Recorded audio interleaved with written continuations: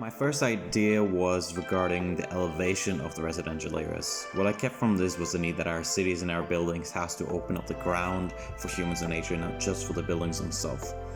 I elaborate on this idea after hearing the CEO of Uber say this.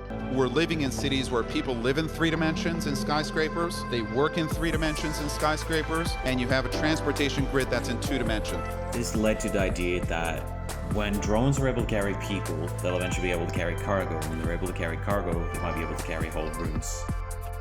The idea for my slow house is a simple 3x3 grid with up to 3 semi-permanent living areas, a courtyard connecting them, and the space to fly in rooms and amenities as they are needed with full customability of their placement. This allows for any room that is needed at any time, even on a small plot of land. Kitchens, living areas, plant life, and bathrooms can all be flown in.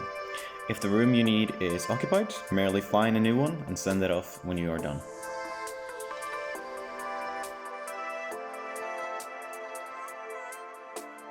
As the majority of the house can be removed, the only permanent part is the grid and the courtyard.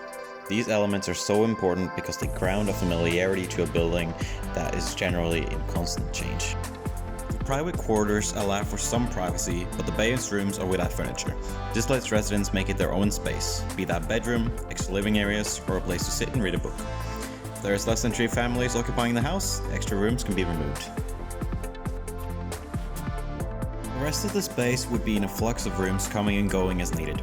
This layout does open up for unused space, say when the family is at school or work, to be hired out to businesses such as cafes and restaurants, thereby opening up for entirely new business models.